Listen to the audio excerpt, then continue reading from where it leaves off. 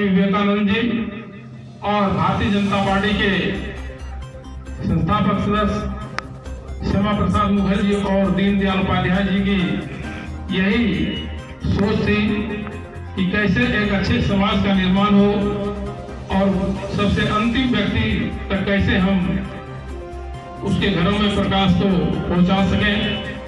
उसी दिशा में हम लोग लगातार प्रयास कर रहे हैं और इस दिशा में हमारे देश के प्रधानमंत्री भाई नरेंद्र मोदी लगे हुए हैं। उनके साथ हम लोग पीछे से उनका साथ देने का काम कर रहे हैं। झारखंड में जो घटनाएं घट रही हैं, हमें लगता है कि सभी लोग समझ रहे होंगे और जान भी रहे होंगे कि आज किस तरह से महागठबंधन की सरकार जो बनी है वो विगत 1 वर्षों का उसका इतिहास हम लोग जो देख रहे हैं।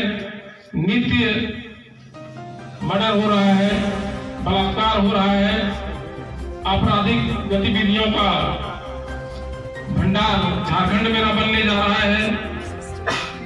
तो स्वर्णिम अक्षरों में झारखंड का चरित्र अभी आपराधिक गतिविधियों में दिखाई पड़ रहा है।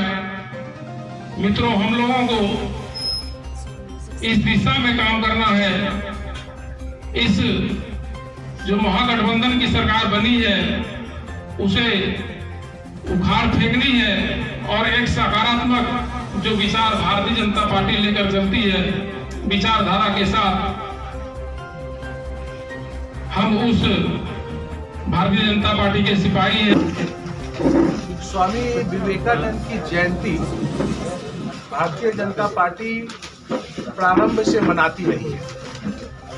ये कोई नया कार्यक्रम नहीं है। हम लोग स्वामी जी के विषयों को युवाओं के बीच ज़्यादा से ज़्यादा पहुँचे, इसका प्रयास करते हैं।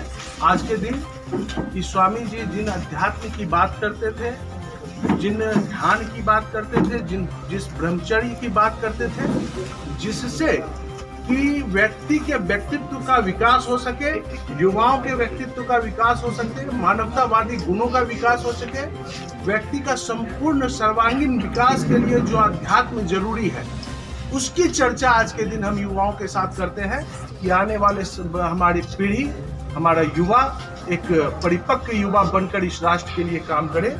यह आज हम लोगों के कार्यक्रम का लक्ष्य है। गोड्डा क्षेत्र में जिस तरीके से जो युवा हैं, आप बार बार अध्यात्म की बात कर रहे हैं, कहीं ना कहीं क्या आप इस बात से सहमत हैं कि आज के समय में जो युवा है, खासकर गोड्डा का जो युवा है, वो कहीं ना कहीं अध्यात्म से और सारी सकारात्मक चीजों से भटक गया है? पूरे दुनिया के अंदर विकृतियां है और खास करके जो यह डिवाइस आपके हाथ में है, जो ये अगर हमारी बात अगर भारत सरकार माने, माननीय प्रधानमंत्री जी, तो यह जो खुला रखे हैं दुनिया का वेबसाइट को, इस पर पाबंदी होना चाहिए। क्योंकि युवाओं के अंदर भटकाव और उनके व्यक्तित्व को अगर सबसे ज्यादा कोई डैमेज कर रहा है तो वह आज के डेट में मोबाइल के माध्यम से हो रहा है। मोबाइल या तकनीक उसका एक सबसे साधारण यह कहिए कि मोबाइल है। सबके पास लैपटॉप नहीं होता है, मोबाइल हर आदमी के पास उपलब्ध है और उसके कारण आज यहाँ की संस्कृति का जो है हनन हो रहा है। आपने कहा कि ये बात प्रधानमंत्री तक जाए, जबकि प्रधानमंत्री तो खुद बोलते हैं कि भारत का डिजिटलीकरण होना चाहिए, भारत डिजिटल होना चाहिए, लेकिन गलत चीजों का नहीं। अभी देखिए कितने ऐप पर प्रतिबंध लगा और आने वाले समय में मैं यह आग्रह करना चाहता हूँ कि यह जो गलत चीजें परोसा जा रहा है, इसके कारण डिवाइस का, विज्ञान का सही चीजों में इस्तेमाल होना चाहिए। मानवता के उपयोग के लिए यह चीजें हैं।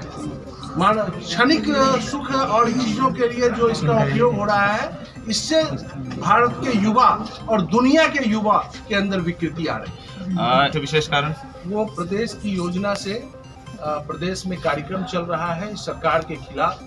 जो 1 वर्षों में झारखंड में हेमंत जी की सरकार में दुर्गति हुई है, तो उसका एक मीडिया ये देना था, उनको प्रेस कॉन्फ्रेंस था और विधानसभा की टीम से उनको एक जांच में जाना था।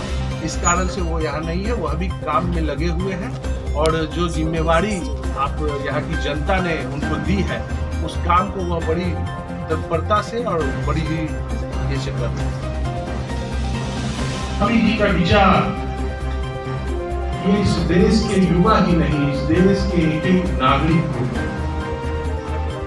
प्रभावित करता रहा है और आने वाले समय में भी हमें प्रेरणा देता है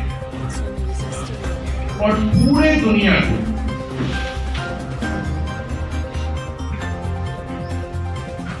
स्वामी जी के विचारों से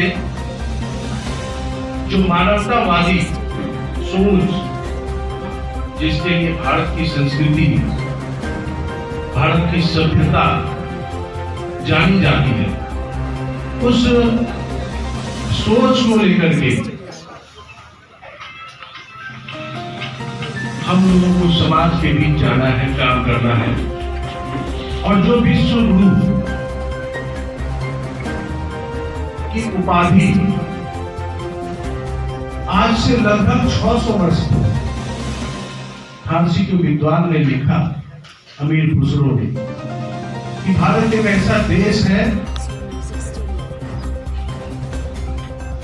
जहां के लोग दुनिया में ज्ञान अर्जन के लिए नहीं जाते। उस समय की जो परिस्थिति थी, आज की परिस्थिति ऐसी नहीं है। आज कोई दिखाई देता है तो उसका सामाजिक बहिष्कार कीजिए। इस तरह के लोगों का समाज में कोई जगह नहीं है।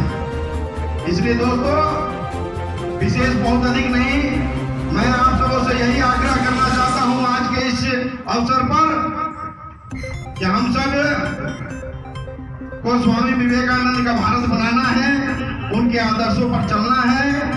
और अंत में मैं इतना कहूंगा कि आने जब विश्व भारतीय सभ्यता की ओर आ रहा है तो हमें विदेशी संस्कृति की तरफ जो झुकाव है उसको कम करना चाहिए। हम अपने घर से शुरुआत करेंगे इसका।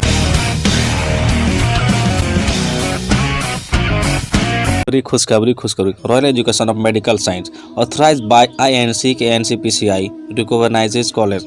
हमारे यहाँ नर्सिंग और पैरामेडिकल के लिए तुरंत संपर्क करें आज ही।